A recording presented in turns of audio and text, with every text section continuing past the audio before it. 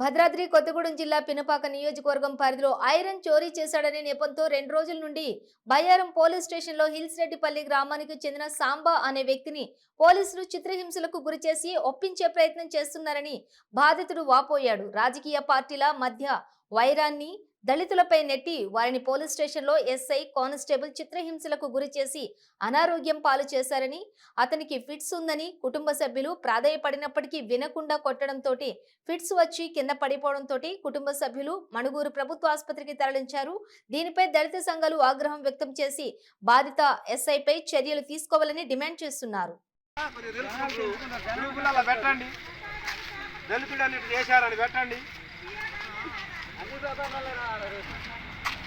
అన్ని గ్రూపులలో పెట్టండి.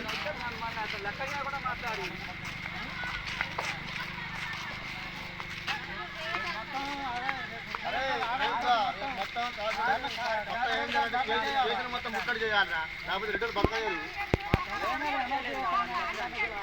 మొత్తం రావాలి, అందరు రావాలి. ఇప్పుడు నువ్వు దొంగతనం చేసినవా? నేను చేయలేదు సార్. పాతిన వ్యాపారం చేత కాబట్టి నాకు ఆడికి పట్టుకొని వచ్చారు సార్.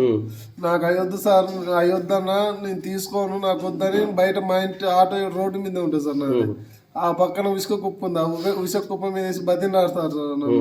నాకు వద్దని నేను ఇంట్లోకి వెళ్ళిపోయినంతలోపే గంగిరెడ్డి సుశాంత్ ఇల్లు వచ్చారు సార్.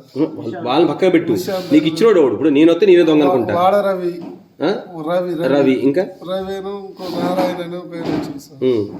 వాళ్ళు వస్తే నేను వద్దన్న సార్.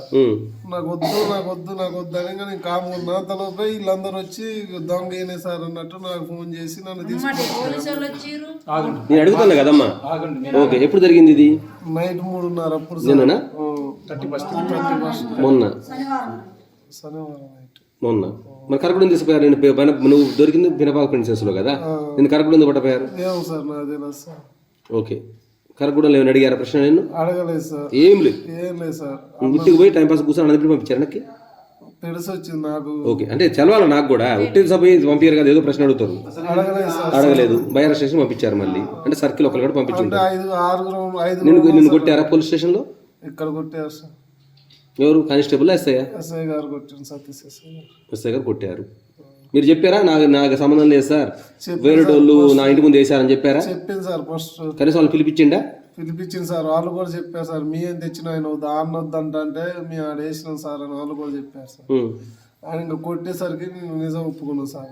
ఏమని ఒప్పుకున్నాను? నేను దొంగతనం చేసిన. దొంగతనం కొడతా అంటే దెబ్బలు తట్టుకోలేక దొంగతనం వాళ్ళు తెచ్చి అన్ని తీసుకున్నాను అని చెప్పింది సార్.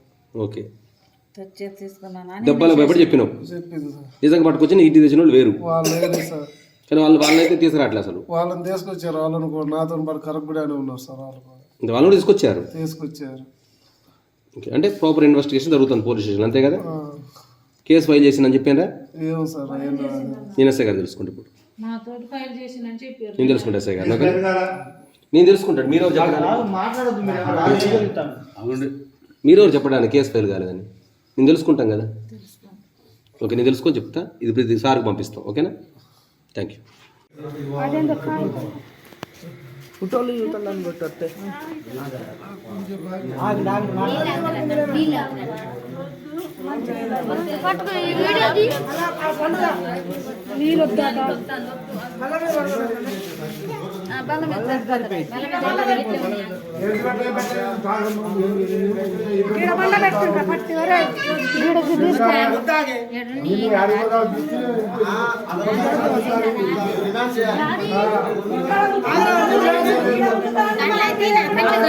తీసుకొచ్చారు. 3 రోజులు మనిషి చచ్చింది లేదు, బతికింది కానీ అదేం తెలియదు. వాళ్ళందరే వాళ్ళేరన్నా.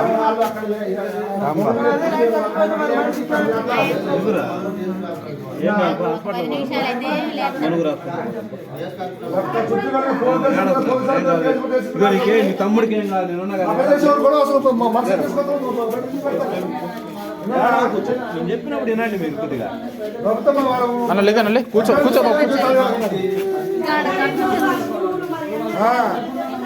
ప్రభుత్వం అంటే రేపు పోయిద్దా? ప్రభుత్వం ఏముంది?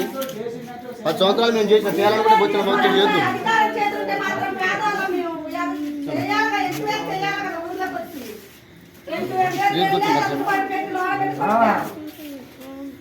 నువ్వు పెట్టా ఉండగా ఆయన పెట్టే మొత్తం కేజీ పెట్టి చేయడానికి అదే సెట్